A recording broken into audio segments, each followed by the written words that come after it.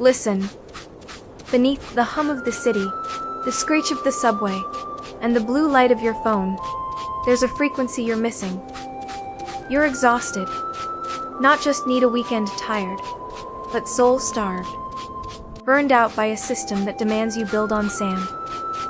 You feel like a glitch in a machine that doesn't care if you break. But in 1945, in the desert of Nag Hammadi, the earth spat out a secret. A clay jar, ancient papyrus. The Gospel of Mary Magdalene. This isn't a Sunday school story. This is a manual for the broken. Mary wasn't just a follower. She was the one who understood the mechanics of the soul, when everyone else was still staring at the debris. She held the key to the repair shop of the spirit. The master is gone. The workshop is empty. The disciples are paralyzed, trapped in the raw fiber of their own fear. They look at the world and see a concrete wasteland. If they crush the master, they'll crush us, they whisper. Their grief is unprocessed timber, rotting in the rain. Fear is the ultimate rust. It eats the structure from the inside out. They wanted an external leader, a political fix, a roof over their heads. They didn't realize the carpenter wasn't building a palace. He was teaching them how to become the architecture of light. Into this vacuum of terror, Mary stands up. She doesn't offer a hug. She offers a blueprint. Mary doesn't weep. She recalibrates. She looks at the men, the engineers who lost their tools, and she speaks with the authority of the forge. Stop the leak, she tells them. His grace is the sealant. It's already in the joints. She tells them the master has already made them men. In the ancient sense, he turned them into complete units. Integrated. Functional. She pulls them out of the emotional noise and points them toward the good. This is the moment the artisan intervenes through her. She is the steady hand holding the soldering iron, reconnecting the circuits they thought were fried forever. The master's final warning was direct. Don't follow the influencers. Don't chase the hashtags. Don't look left or right for a savior. Why? Because the Son of Man, the divine blueprint, is an internal installation. Mary strips away the ego's demand for a physical king. She describes the soul's ascent like a heavy-duty cleaning process. The soul climbs, and it meets the powers, the gatekeepers of the static, darkness, desire, ignorance. They try to claim ownership. But the soul that knows its design screams back. What bound me is dead. My desire is incinerated. My ignorance is recycled. You are stripping the lead paint off the masterpiece.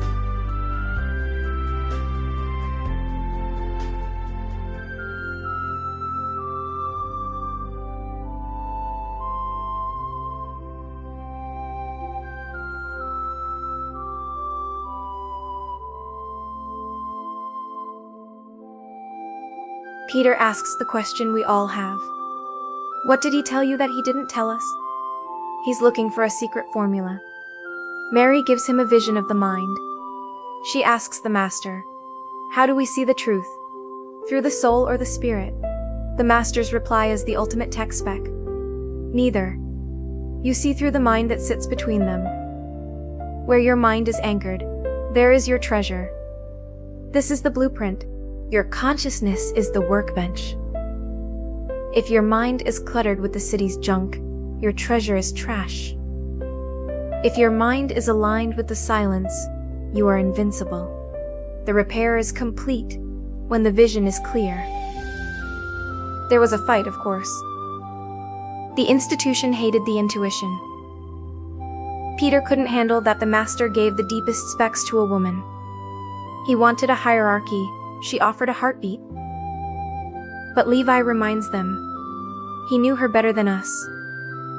Because she knew how to listen to the static until it turned into music. So stop. Breathe. The perfect human isn't someone else.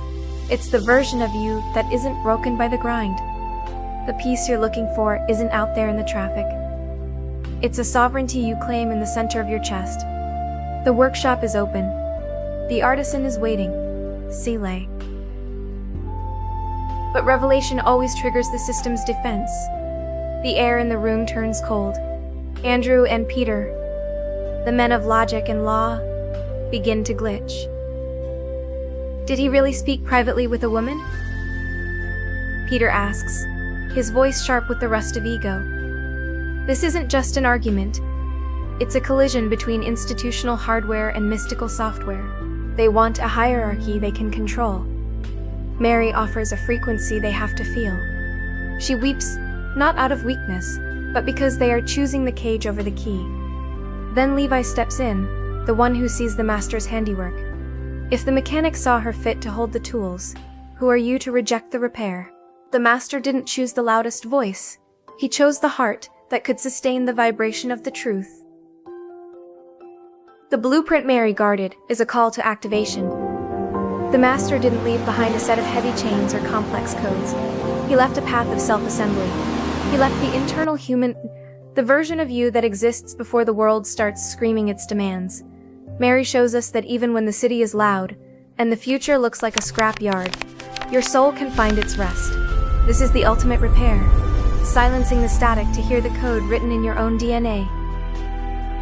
Stop looking for a door outside. You are the door. You are the workshop. Follow the Son of Man within you, and you will find the treasure that no market crash, no burnout, and no time can ever corrode. The repair is finished. Now live in the design.